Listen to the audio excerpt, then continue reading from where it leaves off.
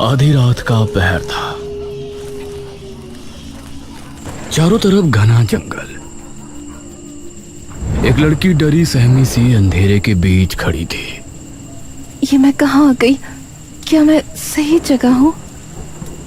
वो इधर उधर देख रही थी, लेकिन घने जंगल के अलावा कुछ भी नजर नहीं आ रहा था। तभी उसे एक आवाज सुनाई दी। यह आवाज सुनकर वो अचानक से डर गई और झाड़ियों के बीच जा छिपी। उसने देखा कि 4 आदमी कंधे पर एक ताबूत उठाए आगे बढ़ रहे हैं और उन्हें पहचानते ही वो बेहद डर गई। हे काली दुनिया की देवी, मुझे बचा लीजिए। वो चारों उस लड़की के जितना करीब आ रहे थे, उसके दिल में खौफ और भी ज्यादा बढ़ता जा रहा था। वो उस तक पहुंचने ही वाले थे, तभी अचानक उसे झटका लगा। अरे उठ दमयंती बेटी, क्या हो गया तुझे? वो नींद से जागी। उसने देखा कि उसकी माँ उसे जगा रही थी और वो पूरी तरह से पसीनों से भीगी थी। हाँ, हे भगवान, शुक्र है सपना ही था। ये रोजाना सोते समय क्या हो जाता है तुझे? पता नहीं माँ, क्यों रोज रोज एक ही सपना आता है, पता नहीं क्यों। दमयंती बिस्तर से उठी और फिर उसने अपने माँ बाप के साथ नाश्ता किया। उसके पिता एक किसान थे और खेती करके ही वो अपने और अपने परिवार का घर चलाते थे। एक शाम उसके पिता खेतों से वापस नहीं लौटे और शाम हो चली थी। ये कहाँ रह गए? मुझे बहुत चिंता हो रही है इनकी। माँ, मैं पिताजी को देख कर आती हूँ। अच्छा ठीक है बेटी, चल मैं भी तेरे साथ चलती हूँ। नहीं माँ, मैं चली जाऊंगी। आपके घुटनों में पहले ही दर्द है, आप यहीं आराम कीजिए। संभल के जाना बेटी। दमयंती अपने पिता को ढूंढने के लिए घर से निकली और खेतों की तरफ चली गई। वो खेतों में पहुंची तो सुनसान रास्ता और घना अंधेरा देखकर उसे डर लगने लगा।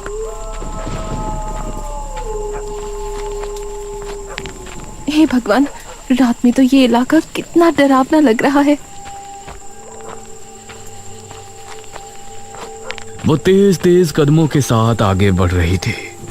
तभी दमयंती, उसे एक आवाज सुनाई दी। कौन कौन है? दमयंती, मेरे पास चली आओ। तुम अभी इस दुनिया के योग्य नहीं हो। ये आवाज सुनकर दमयंती बेहद डर गई। हे भगवान, मुझे ये आवाज बार बार क्यों सुनाई देती है? तभी उसे कुछ ही दूरी पर एक बड़े से पेड़ के नीचे एक आकृति दिखाई दी। कौन है? चली आओ दमयंती, तुम इस दुनिया के योग्य नहीं हो। ये देखकर उसके माथे पर पसीने आ गए और वो डर कर वापस से घर की तरफ भागी। लेकिन उसके कानों में बार बार वही आवाज आ रही थी। चली आओ दमयंती, तुम इस दुनिया के योग्य नहीं हो। दमयंती, मेरे पास चली आओ। तुम अभी इस दुनिया के योग्य नहीं हो। और लंबी लंबी सांसें लेने लगी।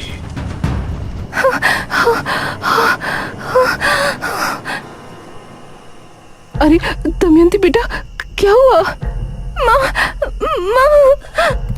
दमयंती अपनी माँ से लिपट गई।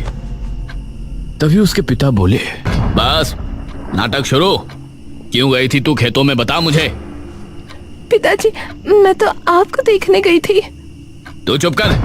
पता है मुझे, तुझे बस बाहर जाने का बहाना चाहिए। गई होगी अपने किसी प्रेमी से मिलने। नहीं जी, ये आपको ही देखने गई थी। ये आप क्या कह रहे हैं? तो चुप कर। तूने ही पैदा किया है इसको। अगर बेटा पैदा करती तो मेरा काम में हाथ बटाता। इसकी तरह मुसीबत नहीं पैदा करता। दमयंती अपने पिता के स्वभाव से बहुत दुखी थी। दिन में बाप के ताने और रात में उसे रोजाना वही सपना आता था, जिसमें 4 लोग कंधे पर ताबूत उठाए घूम रहे होते थे। दिन और रात उसे कभी सुकून नहीं था। उसी समय गांव में भी अजीब सी घटनाएं घटने लगी थी। एक आदमी मोहन नगर से घर को लौट रहा था। आज तो कितने दिनों बाद बीवी से मिलूंगा।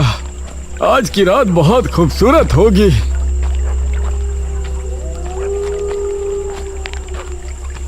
नौजवान, जरा इधर देखो।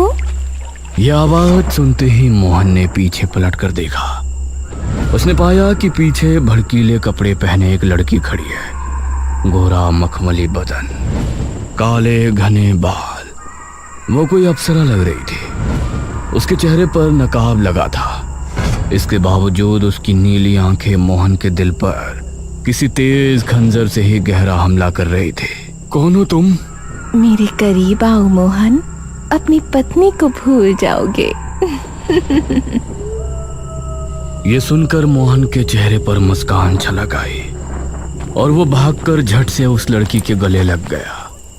वो उसकी कोमल कमर पर हाथ फेर रहा था। तभी उस लड़की ने भी उसे कसकर गले लगा लिया। तभी मोहन को उसके शरीर की गर्मी महसूस हुई। तुम इतनी गर्म कैसे हो रही हो? यह कहते हुए वो उससे अलग हुआ तो अब उस लड़की की आंखें लाल चमक रही थी। ये देखकर मोहन का दिल दहल उठा और उसकी चीख जंगल में गूंज कर रह गई।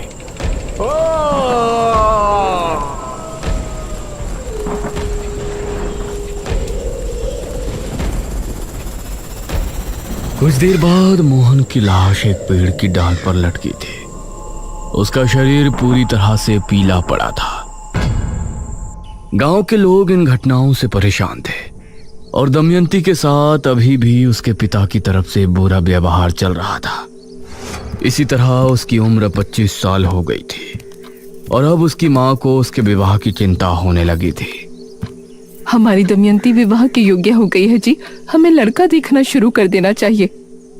क्या मतलब है तेरा? लड़का देखना शुरू कर देना चाहिए? क्या तेरे पास दान दहेज है उसे देने के लिए? अरे हमारा जो कुछ भी है उसी का तो है। कौन सा अपना बेटा है जो आपको संपत्ति उसके नाम करनी है? मैंने सोच लिया है, मैं उसका विवाह जमींदार से करवा दूंगा। ये आप क्या कह रहे हैं? जमींदार तो आपकी उम्र का है। आप हमारी पुत्री का विवाह उससे कैसे करवा सकते हैं?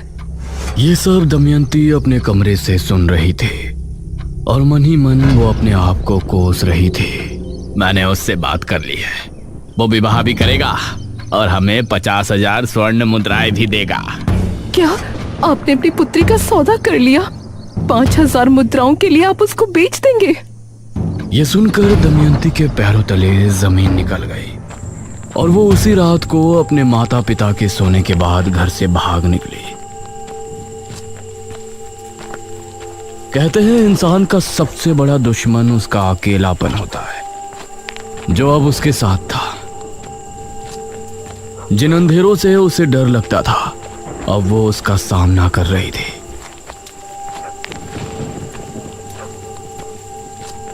वह जंगल में एक पुराने से झोपड़े में रहने लगी, लेकिन अभी भी वो आवाजें उसका पीछा नहीं छोड़ रही थी। तुमको अभी तक कुछ समझ नहीं आया। आखिर कब तक तुम इस तरह जियोगी? तुम इस दुनिया के योग्य नहीं हो दमयंती। आ जाओ, मेरे पास चली आओ। उसे महसूस हुआ कि कोई उसकी झोपड़ी के बाहर भटक रहा है, तो उसका डर और ज्यादा बढ़ गया। वो कोने में सिमट कर बैठ गई और कांपने लगी, लेकिन वो आवाज और कदमों की आहट उसे बार बार सुनाई दे रही थी। इसी तरह उसकी रात निकल गई।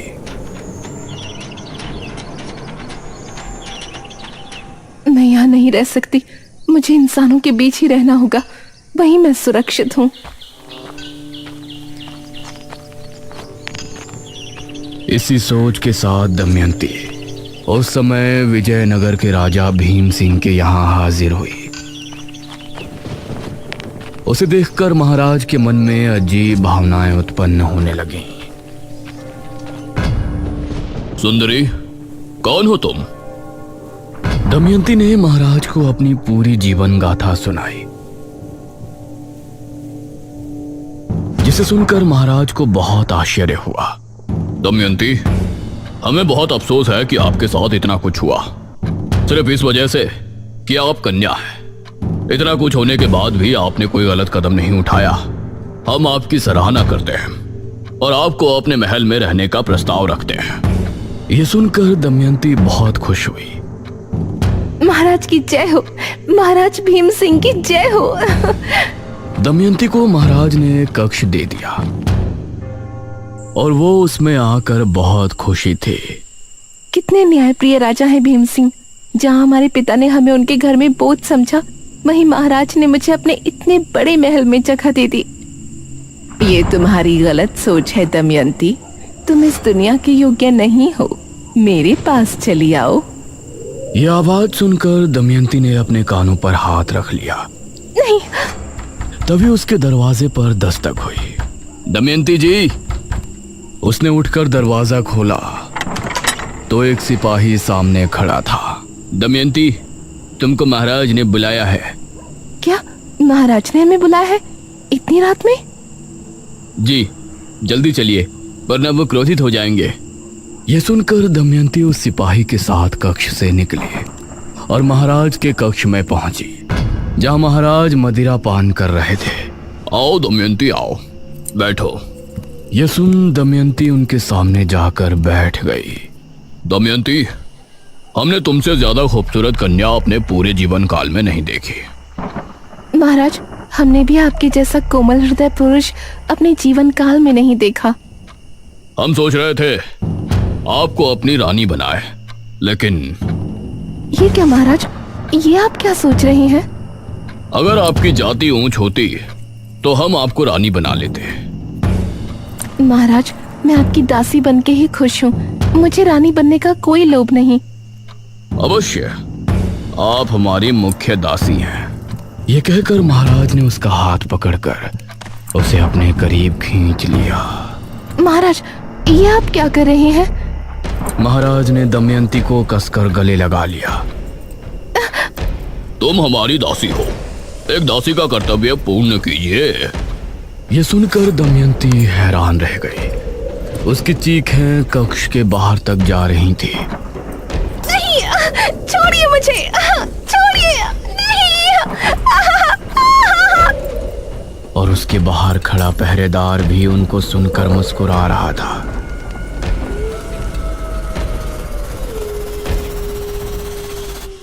आधी रात के समय महाराज को नींद आ गई, लेकिन दमयंती वहीं पड़ी रो रही थी।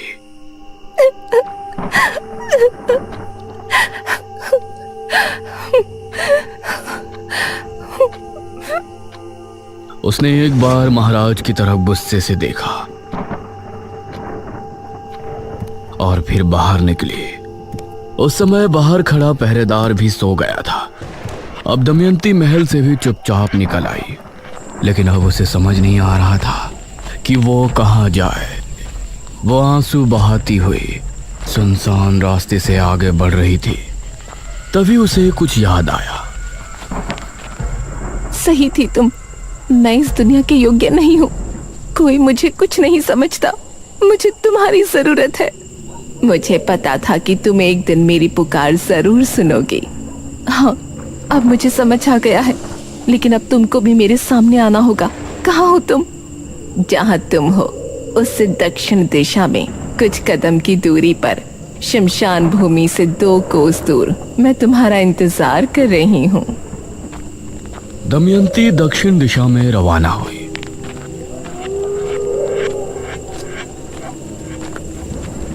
और कुछ कदम चलने के बाद वो शमशान भूमि पहुंची। उसके बाद 2 कोस चलने के बाद वो एक जगह पहुंची जहां उसने देखा एक स्त्री कुंड के सामने बैठी है। आओ दमयंती।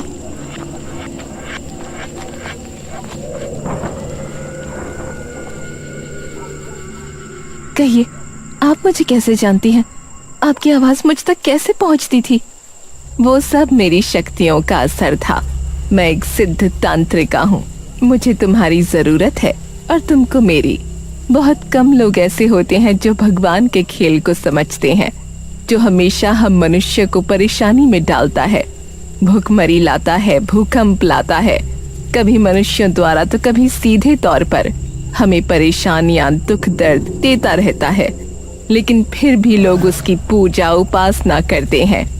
लेकिन मुझे पता था कि तुम एक दिन उसकी चालाकी समझ जाओगे और मेरे पास जरूर आओगे। हाँ, मुझे नफरत है इंसानों से। मुझे हर एक मर्द से नफरत है। मेरे पिता मुझे बोझ समझते थे और जिस राजा ने मुझे अपने महल में पनाह दी, उसने मेरे साथ वो किया जो उसे शोभा नहीं देता। और ये सब मेरे साथ तब हुआ जब मैं भगवान को बहुत कुछ समझती थी। लेकिन अब मुझे भगवान में विश्वास नहीं है। नहीं है वो। बहुत अच्छे। लेकिन तुमको मेरी मदद करके क्या मिलेगा? तुमने मुझे ही क्यों चुना? मेरी उम्र 30 वर्ष हो गई है। अब मुझे एक महाविद्या करने के लिए एक शिष्य की जरूरत है। अगर तुम मेरी शिष्य बनकर मेरी बताई विद्या की क्रिया संपन्न करने में मेरी मदद करोगे तो तुम्हारे अंदर अपार शक्तियां आ जाएंगी और मेरी शक्तियां दोगुनी हो जाएंगी। मैं करूंगी जो आप कहेंगे, मैं सब करूंगी। ये सुनकर तांत्रिका के चेहरे पर मुस्कान झलक आई। जा, मेरी उस कुटिया में जा और जो वस्त्र वहां रखे हैं उन्हें धारण करके आ। उसके कहने पर दमयंती उसकी कुटिया में गई और कुछ देर बाद बाहर निकली। उसके द्वारा दिए गए कपड़े काफी भड़कीले थे। शैतान को खुश करना है तो ऐसे वस्त्र धारण करना स्वाभाविक है। हैरान ना हो, अपनी आंखें बंद कर लो। दमयंती ने अपनी आंखें बंद कर ली और फिर तांत्रिका ने महामंत्रों का जाप शुरू किया। वो कई बड़े बड़े मंत्रों को पढ़ती और उनके पूरा होते ही दमयंती के शरीर पर अभिमंत्रित जल डालते। सर्दी के मौसम में ठंडा पानी दमयंती के कोमल दमकते शरीर पर पड़ता तो वो सिहर उठती, लेकिन वो अपनी जगह पर आंखें बंद किए बैठी थी। इसी तरह 3 रातों तक उस तांत्रिका ने दमयंती का जल नहान किया और फिर उसने दमयंती को एक बड़ा सा पत्र दिया। इस मंत्र को याद कर लो। मंत्र बड़ा है लेकिन इसको तुम्हें पूरा याद करना है। दमयंती मंत्र को याद करने में लग गई।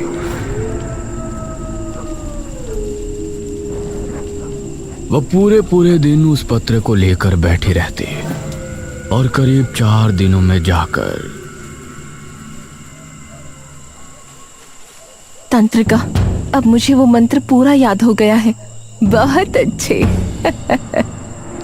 ये कहकर तांत्रिका ने दमयंती के सामने एक मटका रखा और बोली, आज से तुमको मध्य रात्रि से लेकर सुबह होने तक वही मंत्र पढ़ना है और हर मंत्र के पूर्ण हो जाने पर इस मटकी के पानी में फूंकना है। जी, जैसा आप बोले। ये कहकर दमयंती वो क्रिया करने में लग गई। अब तांत्रिका अपनी कुटिया में आराम करने लगी और दमयंती ने पूरी रात मंत्रों जाप किया। सुबह सूरज निकलने से पहले तांत्रिका उसके पास पहुंची। बहुत अच्छी दमयंती, अब तुम विश्राम कर सकती हो। ये सुनकर दमयंती खड़ी हुई और फिर कुटिया में चली गई और वो तांत्रिका उस मटकी को लेकर घने जंगल की तरफ चली गई। ये तांत्रिका कहाँ चली गई?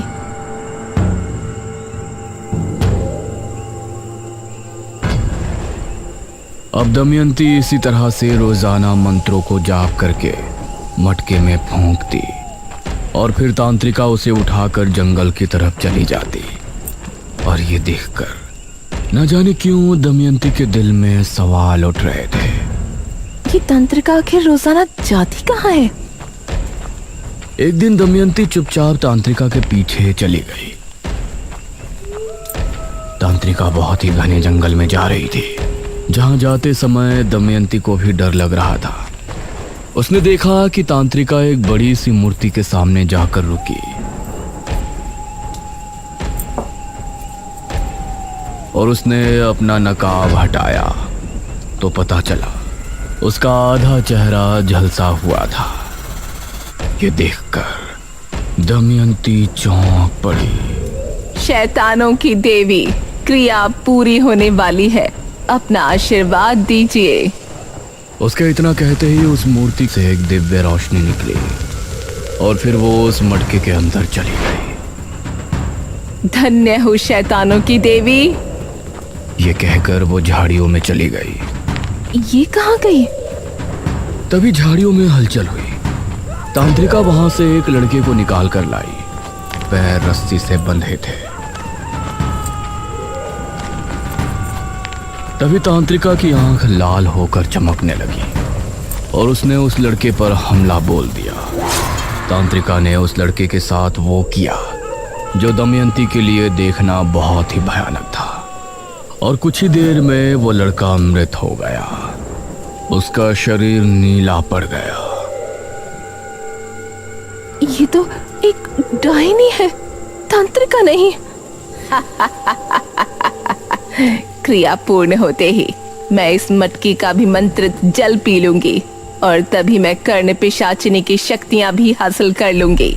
उसके बाद अपने इस झुलसे शरीर को छोड़कर मेरी आत्मा दमयंती के शरीर में वास कर लेगी। तब मैं बनूंगी इस संसार की सबसे खूबसूरत डायनी, जिसके पास कर्ण पिशाचिनी की शक्तियां भी होंगी।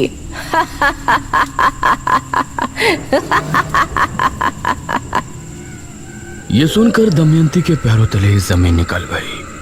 वो वहां से भागी और चुपचाप आकर अपनी जगह पर लेट गई। अब मैं क्या करूं? ये सिर्फ मेरा इस्तेमाल कर रही है। ये मुझसे क्रिया करवा रही है जिससे ये किसी कर्ण पिशाचिनी की शक्तियां हासिल कर लेगी और मेरे शरीर में वास कर लेगी। इसका मतलब मैं मर जाऊंगी। दमयंती को अब बहुत ही बुरा लग रहा था, लेकिन इस बार उसने इस मुसीबत से निकलने का एक हल खोज लिया था।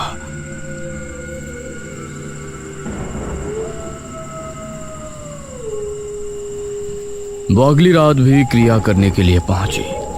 आज की क्रिया पूर्ण होते ही तुम्हारे अंदर अपार शक्तियां आ जाएंगी और मुझे हासिल होंगी कर्ण पिशाचिनी की शक्तियां। आज की रात भी उतनी ही लगन से क्रिया करना दमयंती। ये कर्ण पिशाचिनी कौन होती है? कर्ण पिशाचिनी में वो शक्ति होती है कि वो सामने मौजूद इंसान के मन की बात सुन सकती है और किसी इंसान को देखकर उसका भूतकाल भी जान सकती है। यह सुनकर दमयंती ने कुछ सोचा और फिर क्रिया करने बैठ गई, जो कि आखिरी रात थी। आज रात तांत्रिका को भी नींद नहीं आ रही थी। वो दमयंती के पास बैठकर उसे निहार रही थी। दमयंती को मंत्र पढ़ते हुए सुबह होने ही वाली थी। तभी डायनी खुश होते हुए खड़ी हुई और दमयंती की तरफ बढ़ी। वो उस मटकी को उठाने ही वाली थी कि तभी दमयंती ने अपने कमर बंद में छिपा खंजर निकाला और तभी डायनी जमीन पर गिरकर तड़पने लगी। और तभी दमयंती ने मटकी उठाकर अपने मुंह से लगा ली। यह देखकर डायनी चिल्ला उठी। नहीं! दमयंती ने पूरा पानी पी लिया और मटके को जमीन पर मारकर फोड़ दिया। डायनी एक तेज चीख के साथ राख बनकर खत्म हो गई। दमयंती अभी उसे देख ही रही थी कि तभी तेज हवा चली और तूफान आ गया। दमयंती अपने आप हवा में उड़ गई। नहीं! और वो उसी मूर्ति के सामने जाकर गिरी। दमयंती, तुमने डायनी को उसकी क्रिया के समय मार डाला, इसीलिए अब डायनी की सारी शक्तियां तुम्हारे शरीर में आ चुकी हैं। इसके साथ ही तुमने जो क्रिया की थी उसके जरिए कर्ण पिशाचिनी की शक्तियां भी तुमको हासिल हो गई हैं। अब तुम हो मेरी सबसे प्रिय शिष्य, सबसे ज्यादा शक्तिशाली और सुंदर डायनी दमयंती। ये सुनकर दमयंती ने उसके सामने हाथ जोड़ लिए और भयानक अंदाज में हंसने लगी।